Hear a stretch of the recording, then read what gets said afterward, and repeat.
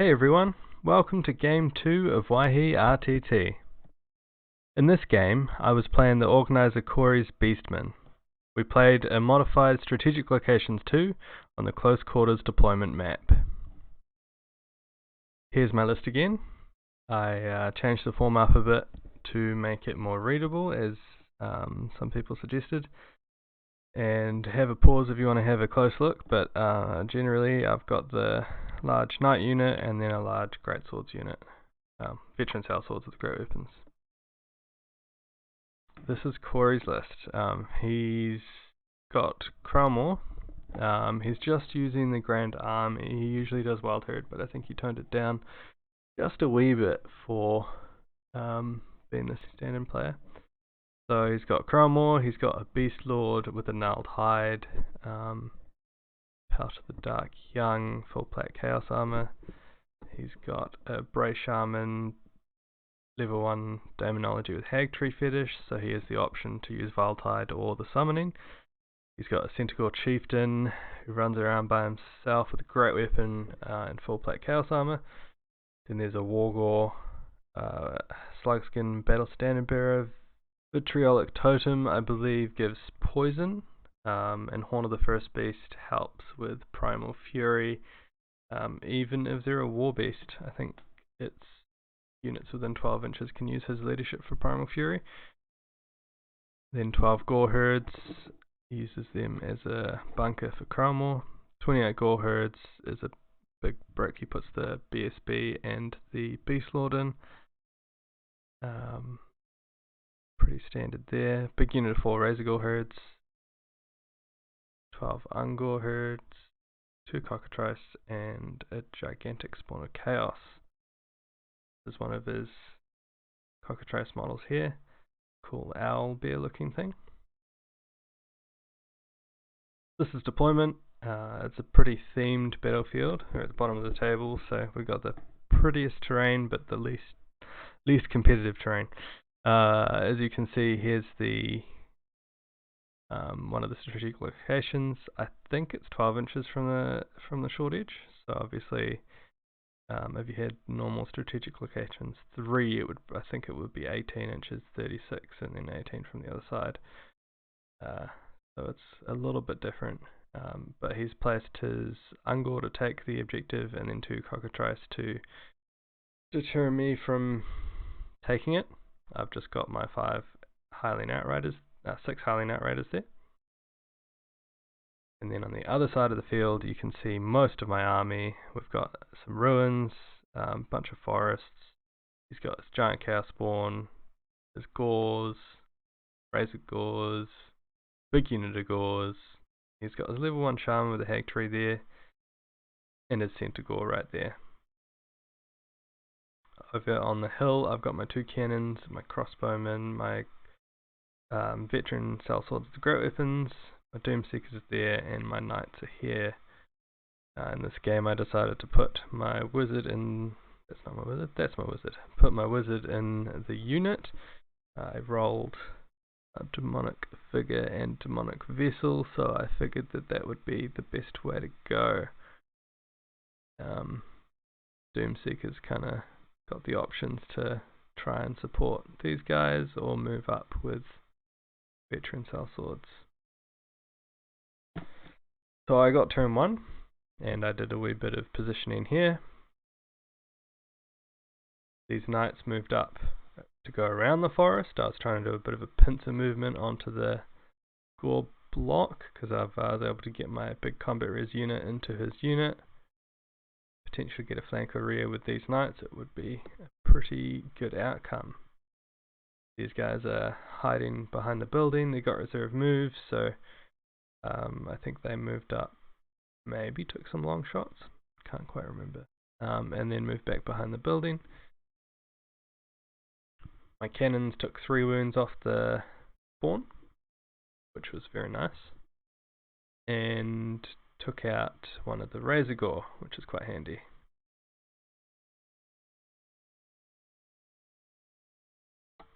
Beastman Bray Herds. Turn 1. He moved up the spawn, getting quite close to my lines. moved up most of his lines, basically. These guys have a wee bit of a charge range, so it's a little bit intimidating. Over here you can see I lost one knight. That would have been to the summoning. He took the summoning, not file type. My turn 2. This cockatrice over here is looking this way, so I'm just out of its line of sight. I'm not too worried about getting charged by just the Centaur, so I pushed up aggressively. He'll probably be able to move out of my line of sight, but I might be able to catch a character. Over here, I did a wee bit more positioning, moved the Doomseeker up so that if he wanted to charge that, he'll overrun into my sellswords, and he is not able to charge the cannon because the Doomseeker's in the way. I think everything on that hill shot the spawn, and I did 1 wound, so not such a great shooting phase this time around. On to the Beastman turn 3. You can see he's made a charge with his Razor Gore into my veteran sellswords. He's put up one of his primal magic spells. I can't remember which one's which, but one of them makes your ballistic skill worse and causes panic, and one of them makes your leadership worse. I think this might be the leadership one. His spawn almost made it into combat. That would have been frustrating if he did. And he's pushed his gore brick up right behind the Razor Gore, ready to clean up what's left. Here's his other big spell. Yeah, so essentially everyone's shooting terribly, leadership is terrible, got to take a panic test, and so on. Here he tried to cast the summoning onto the knights. He's moved out of line of sight just. And he miscast. He did the big blast, and obviously he's by himself, so just did 1 wound to him. Onto the combat phase, and it's quite grim. So impact hits, bunch of attacks, they're in range for the Primal Fury. Of course, when they have Primal Fury, they get +2 AP, so they're AP 3 on the charge. So kind of just shredding through this unit. I believe I lost combat by 1, and then with the -1 leadership as well. I'm not sure if I tried to roll to give ground or if I just used stubborn. Obviously giving ground would have been ideal, so I'm not quite sure which one I did, but the end result, as you can see over here on my turn, is that I fell back in good order. I reformed to get a few more attacks in the next combat. Unfortunately it was about 4 inches, so he will get impact hits. So on my turn I am unable to dispel these spells. I charge into the rear of the Razor Gore, and in the shooting phase, despite all of this going on, I managed to get the last 2 wins on the spawn. That is lucky.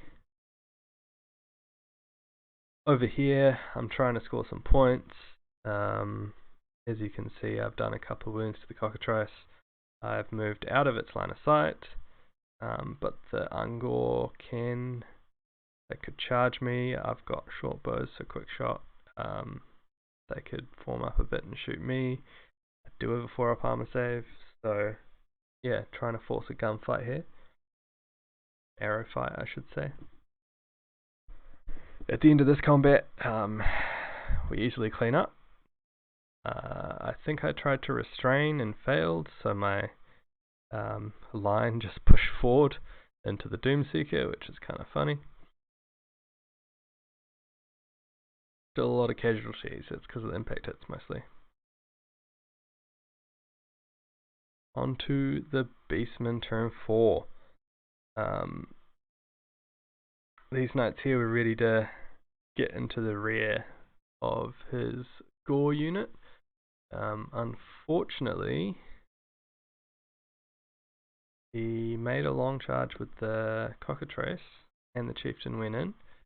Obviously they blunted the lance because he's a monster. I end up in this formation.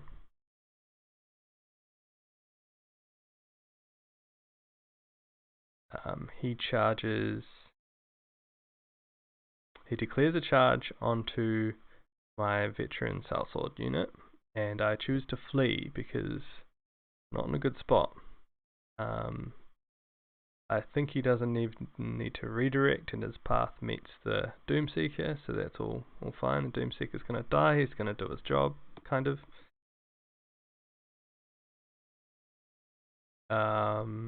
And in that flee move, I fled through this unit, and they failed their leadership test, so they fell back in good order. That's why they're over here, and they've reformed. Looks like the cannon also fell back in good order.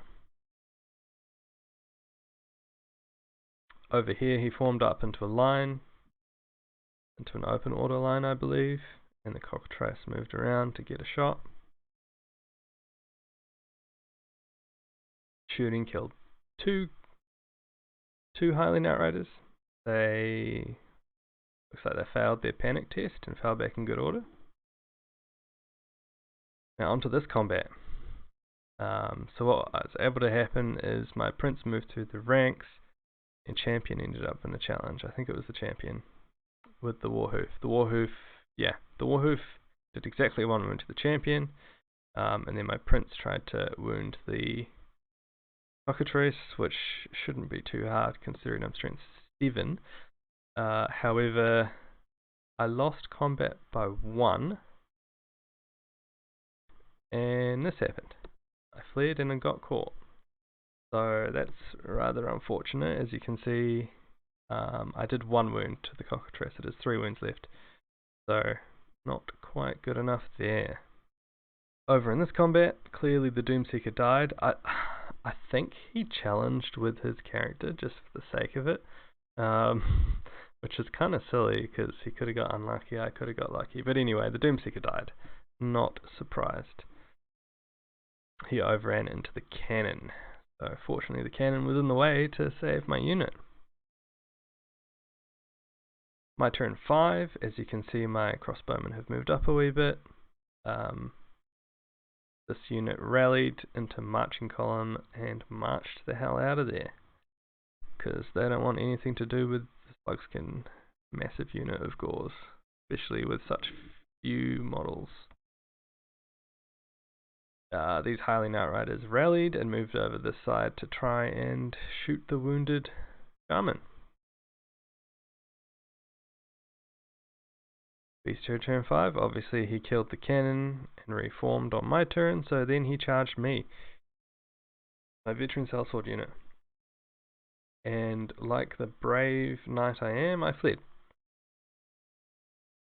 Because, once again, I don't want to be charged by the Slugskin Gaul unit, especially in the rear.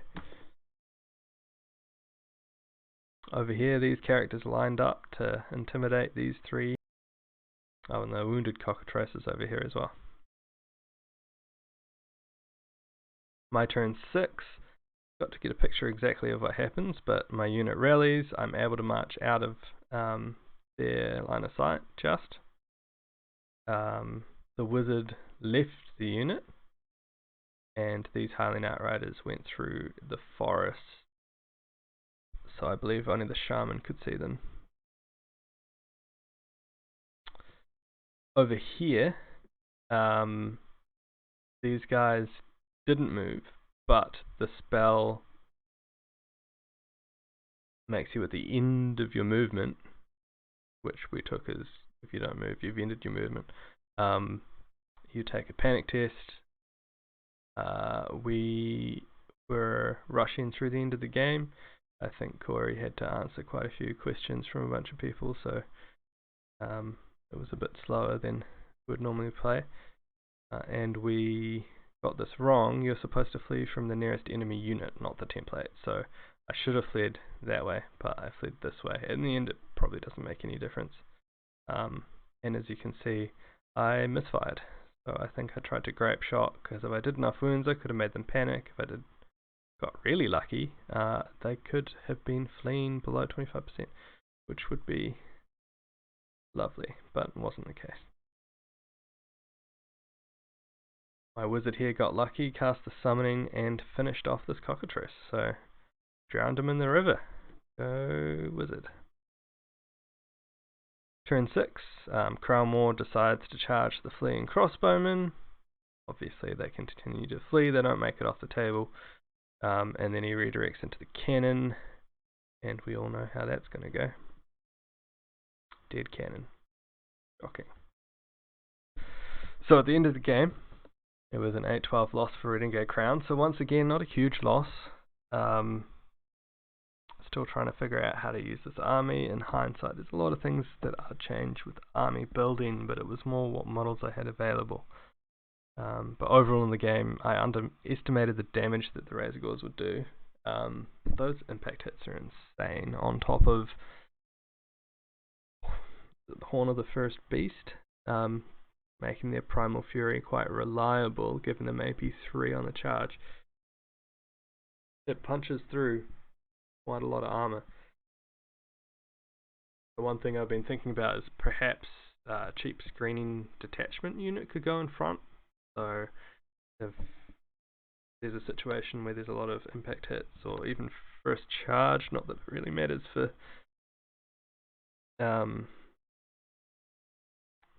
swords that have the phalanx upgrade because they ignore first charge. But yeah, for impact hits mostly, they would have to charge that unit first.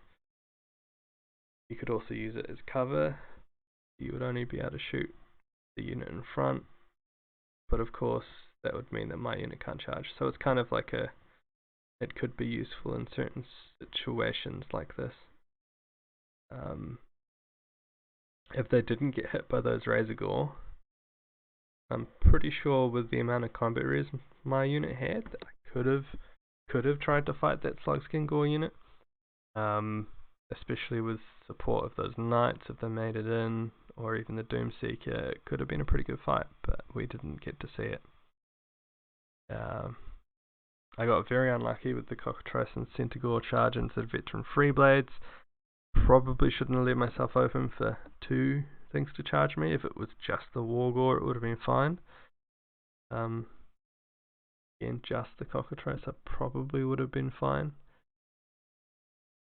Yeah, and that Doomseeker being able to get in the way saved my veteran unit, which is really what's stopped the game from being such a big loss, because that unit had 3 characters in it, and it's 28 models with plate armor. It's not cheap, so it's a really useful piece. It's probably a lot more expensive than it should be. I'm definitely considering only taking 50 to 100 point Doomseekers from now on, because yeah, nearly 200 points is not so great for one little guy. Anyway, thank you for watching. Leave a comment, and hopefully I'll get the next one out in the next week or two. Hopefully before Christmas, but we'll see. If not, have a good Christmas.